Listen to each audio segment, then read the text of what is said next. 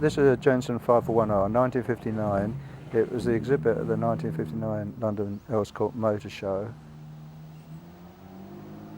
Specially set up for the show, the colour scheme, which was chosen by Alan Jensen himself, who had a lot of opposition from his staff.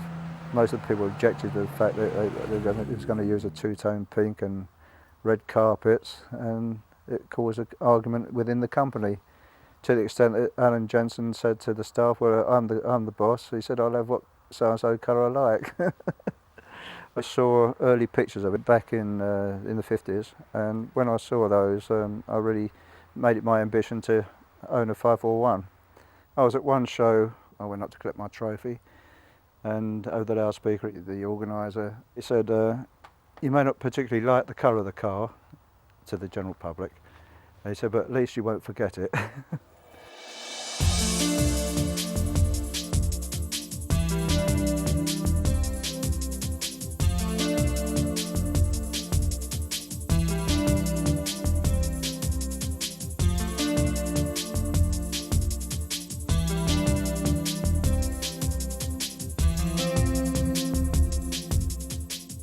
It's a typical 50s drive. It's a tiny bit agricultural.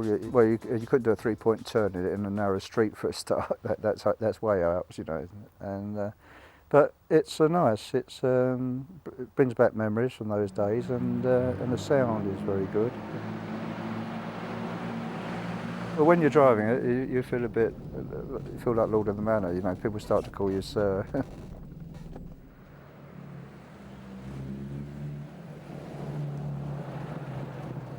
The first 541 was notable for having glass fibre bodywork, which was pretty well unheard of in a production motor car at the time.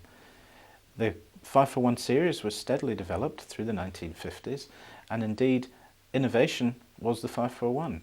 It was the first car to have seatbelts as standard equipment. It was the first car to have four-wheel disc brakes. I actually got struck by lightning once, and there was a storm, and lightning struck, and it flashed around the bumpers of the car, doing no damage, and then veered off. The lightning shot off and struck another car coming in the opposite direction and caused some damage to that. So maybe it was something to do with the fact that it's a fiberglass build construction that helped it. One of the interesting features on the car is the front flap, which opens and closes. It's manually operated. There's a handle inside which you operate. Open it up if the engine's overheating at all or running hot.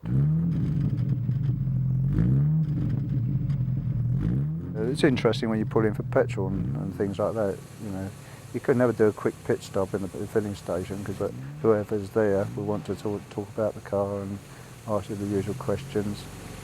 Sometimes they like to look under the bonnet. The car's won probably about 80 or more awards, some at national level, quite a lot at club level. It takes up a lot of my time, so yes, I suppose it is a way of life really now. By the beginning of the 1960s, the Jensen brothers were aware that the market was changing, and the 541, the lean and lithe and very fast 541, was not what the market was wanting. Therefore, in 1960, they introduced the 541S. But this car was much wider, it was much heavier. It also had an automatic transmission, but the edge had been lost and the performance wasn't there anymore.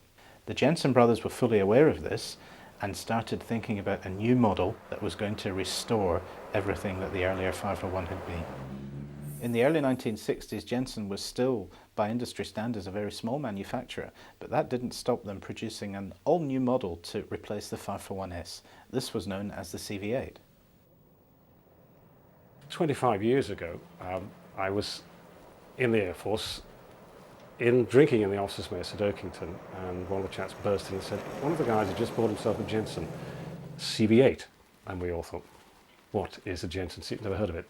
We all went out with our pints in hand, literally, and stood in the car park. And he drove round the car park and drove across in front of us and did what one should never do to an automatic. He blipped the throttle, at which point the car took off across the front of us, went up the curb, into the rose bed, and sank gently to its back axle. We all said, terrific, went back into the mess. We actually put our pints down and came out and pushed him out. But that was the first Jensen I ever saw, and that was a CV8. And I thought, what a magnificent bit of kit. The car that I own was produced in 1963.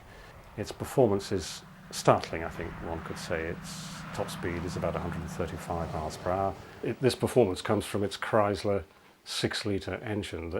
When the car was first produced, there wasn't a big enough British car on the market, so they went to the States and brought back this huge power unit. This is not just a standard CV8, it's the Sedanka CV8, which is the only one they actually built. It was built from ground level up. It wasn't a converted CV8 saloon. The original owner requested that he had a half top, if you like, so it was half cut off, so he could roll it back and be open to the skies. And the other addition he wanted was a little dicky seat in the middle of the two front seats, which is really quite sweet. I've owned old cars all of my adult life, and this feels and looks and smells like an English car, thoroughbred car should look like, and that's what I like about it. There's beautiful lines. The front, to me, is shark-like. It's just very sharp and harsh looking. I think it's a very masculine car, and that's one of the reasons I like it as I do. One can own the car, use the car, don't be frightened of giving it a bump, because you think, God, that was £5,000 worth of paintwork. It's not that the Jensen is not like that. It's a good, strong car. It's not a difficult car to maintain.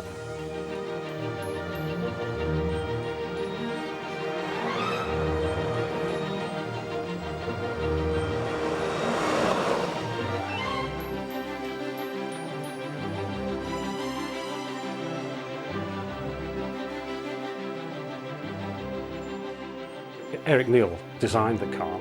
Before he died, he actually saw it. I took it to one of the Jensen meetings, and I didn't recognize him. I didn't know who he was at the time. And he came across and said, I designed that car. And the delightful thing was he then brought out, oh, does it still leak in the right-hand hood? And are the windows still stiff to wind up? And is there a lot of noise coming from the hood? And I said, yes, it does. It has all of those attributes. He said, it did when we produced it 35 years ago. And as you know, since then he's died. So I think it was a delightful little episode that I treasure, really very pleasant.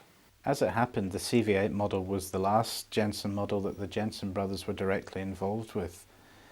They intended to replace the CV8 with another car which was codenamed the P66 and was to be a smaller, more sporting car than the CV8 was.